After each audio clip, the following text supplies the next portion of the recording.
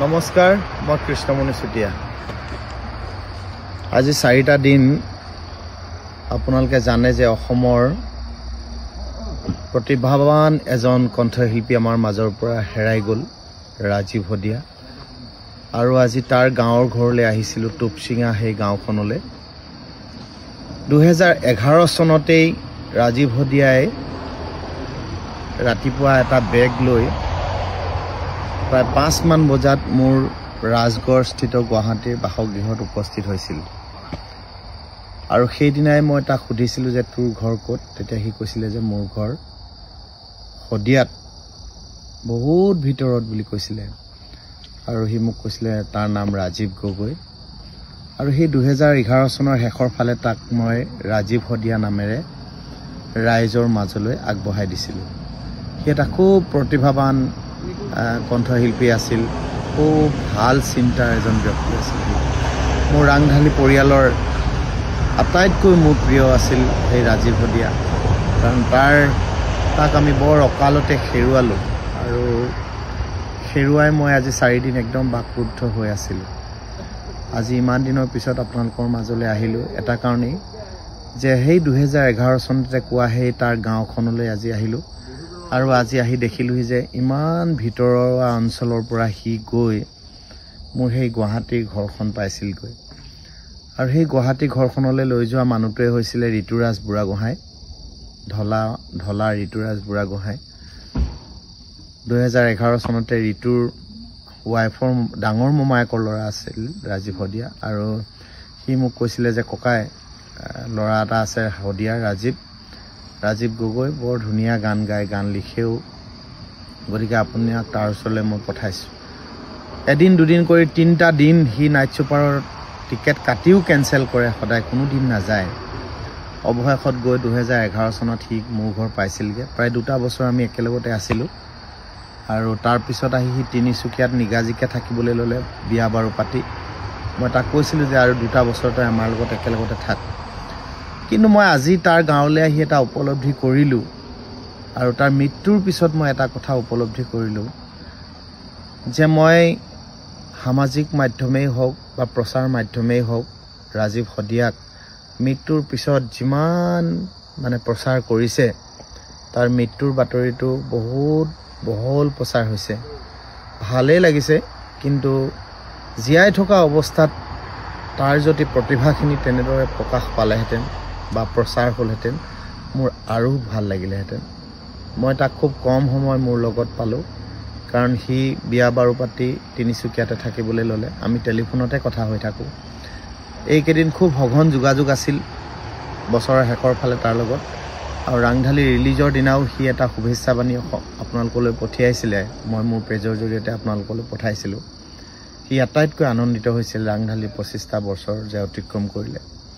আজি সেই টুপচিঙা গাঁওখন একদম নিজান নিপাল। এটা তাৰ কণমানি 7 বছৰীয়া ল'ৰা আছে, পৰিবাৰৰ মুখখন চাব নোৱাৰা অৱস্থা। মই সেই উপাসনাৰ চকুহাললৈ মই চাবই নোৱাৰিলোঁ। তাৰ মাক, দেউতাক, ককায়েক আৰু ভায়েক, আৰু গোটেই ঘৰখন সিয়ে চলাইছিল, গান গাই গাই। আৰু মই আজি এটা কথা উপলব্ধি কৰিলোঁ যে সি ইমান বছৰ গীত গালে, কিন্তু সি বাণিজ্যিক হ'বলৈ নিশিকিলে। কেনেধৰণে অৰ্থ উপাৰ্জন কৰি কেনেধৰণে মানুহে জীৱনটোক আগুৱাই নিব লাগে, সেইখিনি হয়তো সি বুজি উঠা নাছিল বহুদিনলৈকে। মই এতিয়া ৰাইজৰ লগত কথা পাতি গম পালোঁ যে শেষৰ পৰ্যায়ত সি বহুতখিনি কথাই বুজি উঠিছিলে। আৰু আজি মই গাঁওখনলৈ আহি মই একদম ম্ৰিয়মান হৈ পৰিলোঁ। বহুত দিনটো থাকিলোঁ তাৰ ঘৰত, প্ৰায় আধা দিনেই থাকিলোঁ। যিমান সময় বাগৰি গৈছিল সিমান গভীৰ হৈ গৈছিল মোৰ মনটো। আৰু সেইকাৰণে আজি কেইদিনমানৰ পৰাই তাক হেৰুৱাই একেবাৰে ভাল লগা নাছিল। মই সেইকাৰণে ৰাজীৱৰ মৃত্যুটো অনিবাৰ্য হ'বই, সকলোৰে মৃত্যু হ'বই। আমিও এদিন সেই একে পথতে আমি যাত্ৰী হ'ব লাগিব। কিন্তু কাৰোবাৰ পৰা কিবা পাব লগা থাকিলে তেওঁ সোনকালে গুচি গ'লে বহুত বেছিকৈ অশান্তি হয় মানুহৰ মন। তাৰ পৰা বহুত কিবা কিবি পাব লগা আছিল। আজি গাঁওখনলৈ আহি দেখিলোঁ যে সঁচাকৈ সি কোৱাৰ দৰে সেই গাঁওখন আজি 2011 চনত সেইবিলাক ৰাস্তা ঘাট নাছিল। এতিয়া অৱশ্যে ৰাস্তা ঘাট হ'ল, কিন্তু এতিয়া কথা হ'ল কি পৰৱৰ্তী পৰ্যায়ত ৰাজীৱৰ পৰিয়ালটোৱে কেনেদৰে আগুৱাই যাব, সেই কণমানি ল'ৰাটোক লৈ তেওঁৰ পত্নীয়ে কেনেদৰে আগুৱাই যাব, এইটোৱে আটাইতকৈ ডাঙৰ কথা আহি পৰিছে। আৰু ৰাজীৱৰ সেই সৃষ্টিৰাজিক আমি কেনেদৰে জীয়াই ৰাখিম। মই আশা কৰিম যে নতুন প্ৰজন্মই বা আমাৰ শিল্পীসকলে ৰাজীৱ শদিয়াৰ এই শিল্পী সত্তাক আমি সদায় জীয়াই ৰাখিব লাগিব। আৰু আমাৰ এটা আবেদন আছে চৰকাৰৰ প্ৰতি বা মুখ্যমন্ত্ৰী মহোদয়ৰ প্ৰতি যে তাৰ পৰিয়ালটো এটলিষ্ট শিল্পী সত্তাৰে চিন্তা কৰিলে ভাল হ'ব। কাৰণ তাৰ পৰিয়ালৰ ৱাইফৰ সাধাৰণ যদি যোগ্যতা অনুসৰিও এটা চাকৰি হয়, এটলিষ্ট তাৰ পৰিয়ালটোৱে তাৰ আত্মাই সদগতি লাভ কৰিব। কাৰণ ল'ৰাটোৰ ভৱিষ্যতটো নিশ্চিত হ'ব যে সি এজন ভাল মানুহ হ'ব পাৰিব। বহুতেই বহু আশা দি গৈছে। মই বহি থাকোঁতেই বহুত মানুহ আহিছে, বহুত গৈছে। আজি হাজাৰ হাজাৰ মানুহ তাৰ ঘৰলৈ সোঁত বৈছে। প্ৰত্যেকেই প্ৰতিশ্ৰুতি দি গৈছে, কিন্তু সেই প্ৰতিশ্ৰুতিবিলাক যাতে প্ৰতিশ্ৰুতি হৈ নৰয়, সেইটোৱে মই আশা কৰিম আজিৰ দিনটোত। আৰু মই আশা কৰিম যে মোৰ ব্যক্তিগতভাৱে মই ৰাজীৱ শদিয়াক যিমানখিনি তেওঁৰ শিল্পী সত্তাক জীয়াই ৰাখিব লাগে মোৰ ফালৰ পৰা মই সেইখিনি চেষ্টা কৰিম। আৰু আহিব লগা দিনবিলাকত এতিয়া আহিছে গৈছে মানুহ, ভাল লাগি আছে ঘৰখন। যেতিয়া মানুহ নহা হ'ব, সকলোৱে যেতিয়া পাহৰি যাব, অসমীয়া মানুহবিলাক আৱেগিক মানুহ, আপোনালোকে জানেই যে হঠাৎ পাহৰি যায়। আৰু মই ভাবোঁ যে যিসকলে প্ৰতিশ্ৰুতি দি গৈছে তেওঁলোকে এটলিষ্ট সেই প্ৰতিশ্ৰুতি ৰক্ষা কৰিব। আৰু ৰাজীৱৰ পৰিয়ালটো সদায় আপোনালোকে খবৰ ৰাখিব।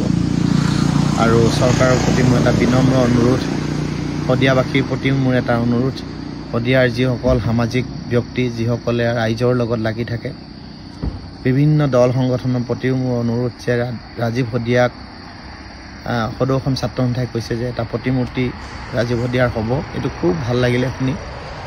আৰু শদিয়া অঞ্চলৰ ৰাইজেও যাতে এটা দাবী থাকিব লাগে যে তেওঁৰ পৰিয়ালটোৱে এটা সংস্থাপন পায়। দল সংগঠনৰো এটা দাবী হ'ব লাগে। শিল্পীসকলেও এইটো একেমুখে ক'ব লাগে ৰাজীৱৰ পৰিয়ালটোৱে এটা সংস্থাপন পাব লাগে।